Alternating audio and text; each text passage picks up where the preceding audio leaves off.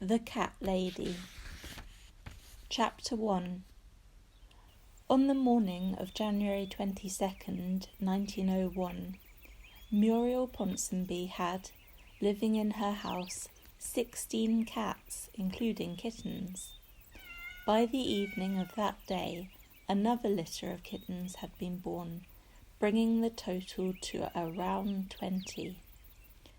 This event, as usual, recorded in a large book titled Birthday Book, Cats Only.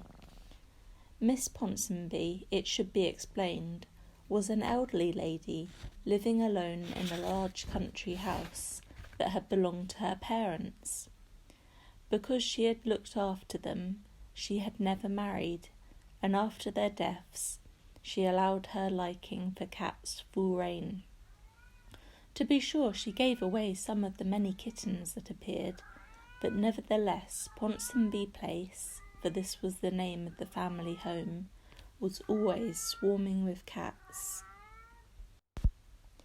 Miss Ponsonby kept herself to herself, and did not mix much with the local villagers, save to go now and then to the local shop to buy provisions for herself and the cats.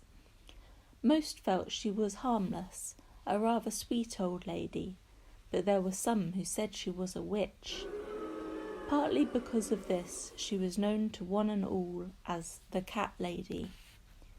In fact, she was not a witch, but simply a somewhat strange old woman with odd habits. For example, she talked constantly throughout the day to herself, a listener might have thought. But this was no sign of madness. She was, of course, talking to her cats, and they talked back. Colonel Sir Percival Ponsonby and his wife had always addressed their daughter by a shortened version of her Christian name, Muriel, and all her cats used this. When spoken to, they would reply, "Mew, mew, mew." Many would have found it odd to discover that she took all her meals with her cats. The long refectory table in the great dining room was laid with a bowl for each adult cat, and any kittens old enough to jump on it, and the cat lady would sit at the head with her own bowl before her. To be sure, she used a knife and fork and spoon, and afterwards wiped her lips with a napkin, whilst the rest cleaned their faces with their paws. But on occasion, so as to not seem standoffish, she would fill a bowl with milk and lap from it. At night time she was kept very comfortable, especially in the winter, for all those cats who wished, and many did, slept on her bed, providing her with a warm furry coverlet. With her rather sharp features, green eyes, and grey hair tied back to show her somewhat pointed ears, Muriel Ponsonby looked much like a giant cat as she lay stretched beneath the purring throng.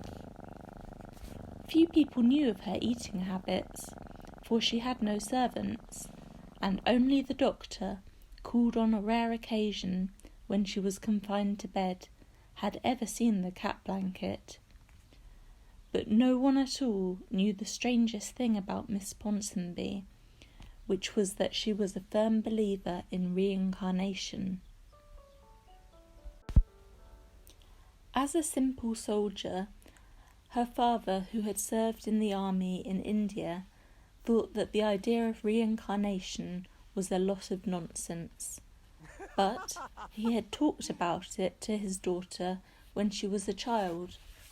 As she grew older, Muriel came to believe, as Hindus do, that when a person dies, he or she is reborn into another body, and not necessarily a human one.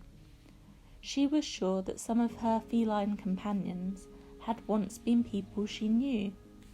Thus, amongst her cats, there was a Percival, her late father, she was certain, just the same whiskers, a Florence, her late mother, a Rupert and a Madeline, cousins, a Walter and a Beatrice, uncle and aunt, as well as some newly departed friends, Ethel Simmons, Margaret Maitland and Edith Wilson, 2 tabbies and a black.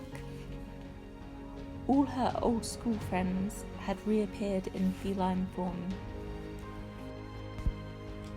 It was to these 9 cats that Muriel Ponsonby chiefly spoke, and they replied by making typical cat noises like meowing and purring.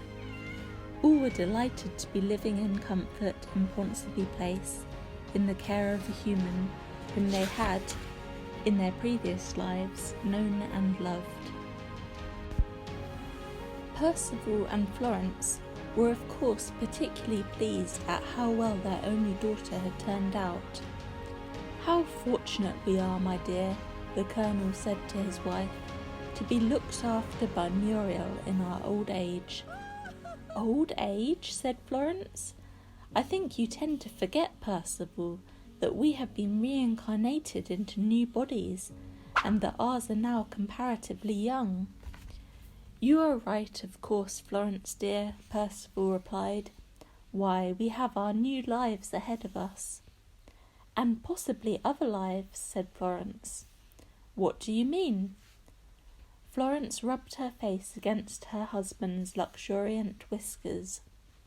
"We might have babies," she said. Of course, not all kittens born in Ponsonby Place were reincarnations of human beings. Most were simply ordinary kittens, born to ordinary cats, and were given names like Tibbles or Fluff. The cat lady could tell the difference merely by looking into their eyes once they were opened, and until this happened, she did not attempt to name them. So it was not for 10 days that she examined the 4 kittens born on January 22nd, 1901, the very day upon which Queen Victoria had died. 3 of the kittens were tabbies, the 4th a ginger. The cat lady picked up the tabbies first, looking to see what sex each was, and then peering into its newly opened eyes. "You're a Tom," she said 3 times, and again 3 times. "Sorry, dear, you're only a cat." But when she came to the 4th kitten, a small and dumpy one, expecting it to be another Tom, for ginger kittens usually were, she found it to be a queen, as female cats are called. Then she looked into its eyes and caught her breath. "Not just a queen," said the cat lady in a hoarse whisper, "but the queen." Reverently, she placed the ginger kitten back in its nest. "Oh, your Majesty," she said, "reborn on the day you died. To think you have come to grace my house." And awkwardly, for she was not as young as she had been, she dropped a curtsy. "Your humble servant, ma'am," said the cat lady, and retired from the room backwards.